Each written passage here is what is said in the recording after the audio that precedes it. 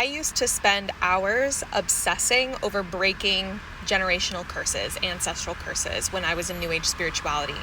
And I told myself that it was the most selfless thing that I could do, that by clearing this ancestral karma and these energy blocks, that I was somehow creating a path to a better life, not just for myself, but for future generations. But the reality that I learned is the further I drove into New Age practices, the more self-centered and self-focused I was actually becoming. It was all about my healing, my growth, my higher self. And while I thought that I was breaking these curses, I didn't actually see the way that I was laying down new generational curses without even realizing it. Because in my New Age circles, it was really quick to label people as an energy vampire or a narcissist or low vibration. And often we would frame it as setting boundaries, but in reality, it was a way to judge people, dismiss people, and actually speak word curses over them with these labels and through the power of our words. Proverbs 18:21 says that death and life are in the power of the tongue, and we don't realize the weight of our words, how they create spiritual realities, and these get passed down.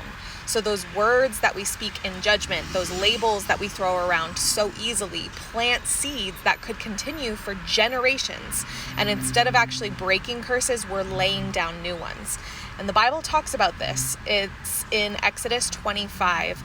God actually warns that he visits the iniquity of the fathers on the children to the third and the fourth generation.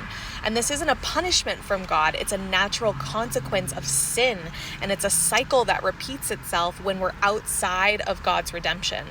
And we know that demonic oppression is true. And we know that it can pass down. That's what the Bible tells us. And it can continue to wreak havoc on our families for generations because the enemy knows where we are vulnerable, where our parents, our grandparents may have opened up these doors for the demonic oppression in our lives. But here's the really powerful thing. Christ broke all of these curses on the cross once and for all. And it took me years to realize that while I was obsessed with cutting cords and cleansing my energy, I was ignoring the most profound source of healing that was right in front of me, Jesus. Jesus didn't just free us from curses, he gave us a new way to live, one where we don't call other people toxic or narcissists and then just wash our hands clean of them, but we are actually called to pray for those who hurt us and to speak life with the power of our tongue instead of death. Luke 6:27 says, love your enemies, do good to those who hate you.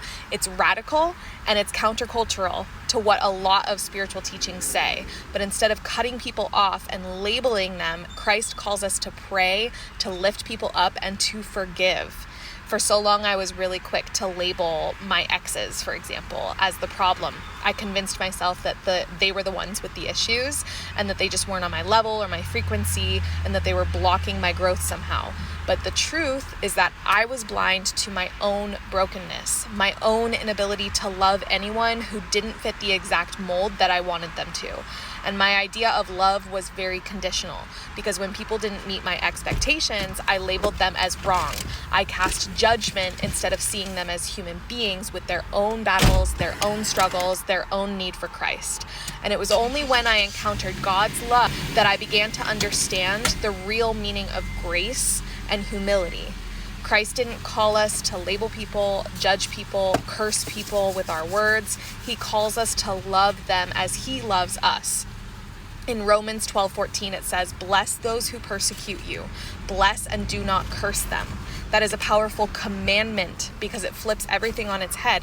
God's design for love, especially within marriage, isn't about getting someone to meet our expectations.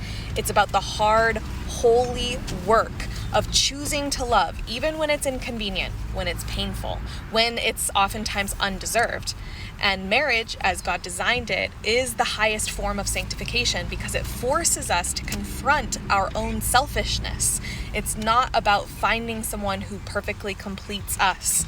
It's about learning to actually love another person, flaws and all, with the grace and patience that God shows us. In Ephesians 5:25, it says we're called to love our spouses as Christ loved the church. That is a sacrificial love.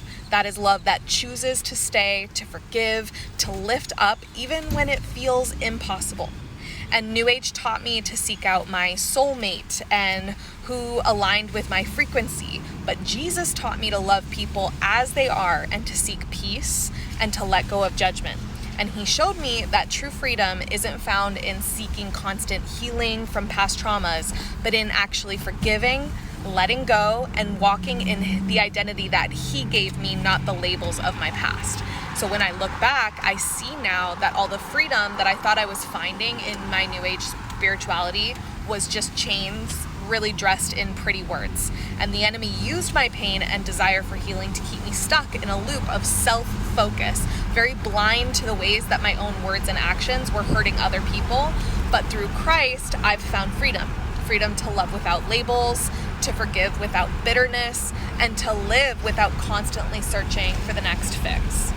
And that's my prayer for you too, that you would let go of the need to label others, that you'd stop trying to fix everything yourself, and that you would let God show you a love that truly sets free. So if you want to join me in creating more impact, intimacy, and income for the kingdom of Christ, I invite you to go to boldbeliefsociety.com and join our free Bible study.